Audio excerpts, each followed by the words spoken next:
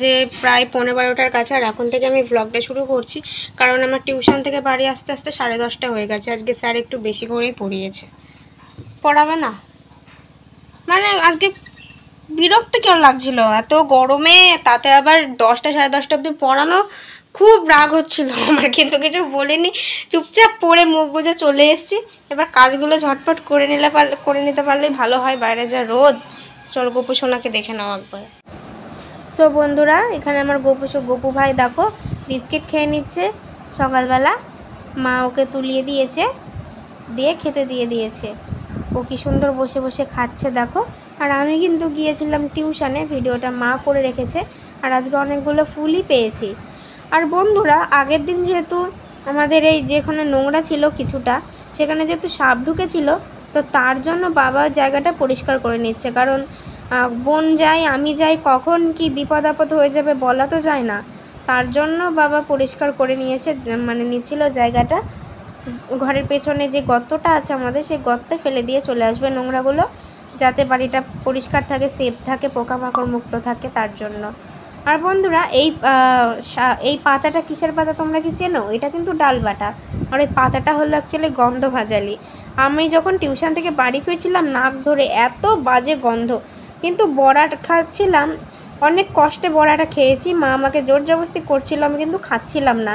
But বড়াটা খাওয়ার পর বেশ ভালোই লাগলো, গন্ধ সেরকম পাইনি। তবে কাঁচা পাতাটাই প্রচণ্ড বাজে গন্ধ করছিল, মানে প্রচণ্ডই বাজে স্মেল। তোমরা যারা জানো গন্ধ ভাজালি বা চেনো, তারা হয়তো বুঝতে পারবে গন্ধ ভাজালি কতটা বাজে স্মেল আসে। সেই রকম স্মেলটা আমারও ঘেন্না লাগে এক কথায়, মানে ভিতর থেকে মনে হচ্ছিল অন্নপ্রাশনের ভাত উগলে চলে আসবে। তাও আমি কোনো রকম এই ঘর ও ঘর করে করে বড়াগুলো ভেজেছে, তারপরে ঘরে ঢুকেছি। প্রচণ্ড গন্ধ করছিল, গোটা ঘর গন্ধ ভাজালির গন্ধের মগমগ করছিল। আর এখানে দেখো, এই যে মা পাতাটা ডাল দিয়ে মেখে নিয়েছে, এবার এটা ভেজে নেবে। এটা কিন্তু রিয়ার মা ভাজছিল, সেই ভিডিওটা তোমরা দেখে নাও কিভাবে ভাজছিল। নতুন রাঁধুনির মানে এই দিদার বর হচ্ছে রাঁধুনি সেটা জানি, কিন্তু বউটা যে রাঁধুনি তা জানতাম না। তো প্রত্যেকদিন এরকম করে রাঁধুনি এসে রেঁধে দিয়ে যাবা, হ্যাঁ? তাহলে আমার খাটনিটা কম হবে। রাঁধুনি দেখো, রিয়ার মা বলছে না আমাকে তুলিস না। আমি বলছি না, কেন তুলবো না, এত ভালো রাঁধুনি, লজ্জা পাচ্ছে, করা যায়। কত সুন্দর রাঁধুনি। মা কিন্তু ভাজছিল প্রথমে, তারপরে রাঁধুনির হাতে বড়া খেয়ে যাও সবাই। দিদা বললো দাও তাহলে আমি ভেজে দিই, তারপর পাকা রাঁধুনি একদম। এই যে দেখো, আর এখানে আমার মা বসে আছে, রিয়ার মা রান্না করছিল বলে বাবা কিন্তু পুজো করতে পারছে না, তাই জন্য বাড়িতে আছে। রাঁধুনি না খেয়ে পালাচ্ছে। এবার আমি একটা বড়া খেয়ে নিচ্ছিলাম, মানে মাকে ব্যাক ক্যামেরায় দেখাচ্ছিলাম, আর আমি এদিকে ফ্রন্ট ক্যামেরায় বড়া খাচ্ছিলাম। রাঁধুনি রান্না করছিল বলে 2-3টা খেয়েছি বড়া, তারপর আর খাইনি। কি রাঁধবা? রান্না করব মাছের ঝোল হয়েছে, আর ডাটা দিয়ে উচ্ছে দিয়ে একটা রসা তরকারি করব, আর শাক ভাজি। কিন্তু এত গরম যে আমি আর সহ্য করতে পারছি না। এটা কি? এটা সর্ষে। হলুদ কেন? সর্ষেটার খোসাটা ছাড়িয়ে দিয়ে এটা ডাল সর্ষে দিই, ওটা তেলে দিয়ে এই তেতো তরকারিটা করতে, ডাটা হচ্ছে তরকারিটা ওটা সর্ষে দিয়ে। জেঠিদের কি চিকেন হচ্ছে? মটন। তবে আমার ভালো লাগে না। হ্যাঁ, ওই নিরামিষ ওই উচ্ছে আমার ঘেন্না লাগে।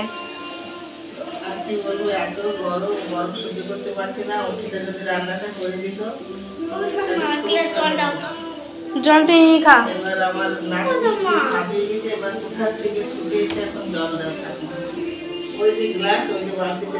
ফ্যানের তলায় বসেছিল মন্দিরে।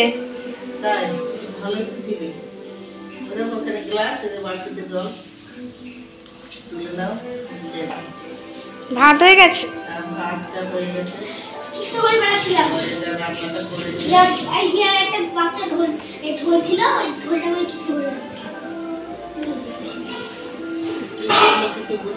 হিয়ার একটা ঢোল ছিল, ওই ঢোলটা নিয়ে হরে কৃষ্ণ বাজাচ্ছিলাম।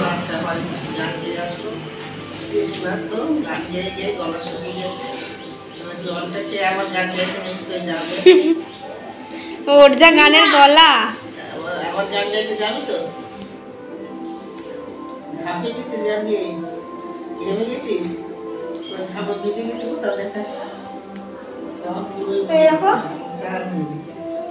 ভাই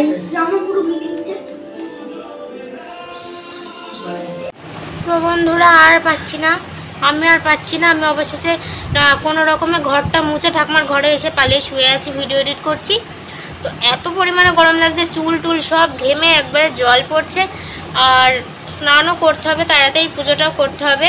বিকেলবেলা একটু পার্কে ঘুরতে যাবো ভাবছি, শাইনি যাবে, শাইনের বোন এসছে। তো ওর বোন বলছে যে পার্কে যাবো, তো আমি বললাম চল, তোর বোনকে নিয়ে যাওয়া হয়ে যাবে, এবার আমারও একটু ঘোরা হয়ে যাবে, তোমাদেরকেও দেখানো হয়ে যাবে পার্কটা। একবার দেখিয়েছি, তাও আর একবার ভালো করে দেখাবো। তো বন্ধুরা গরমে আজকের ভিডিওটা এখানেই শেষ করছি। প্রত্যেক দিনের মতো আজকের ভিডিওটা ভালো লাগলে অবশ্যই লাইকটা মাস্ট, কমেন্ট, শেয়ার এবং বেশি বেশি করে সাবস্ক্রাইব করে সঙ্গে থেকো এবং পরবর্তী ভিডিওর জন্য তৈরি থেকো। তো ভালো থেকো সবাই, দেখা হচ্ছে পরের ভিডিওতে। তো আজকের মতো বাই।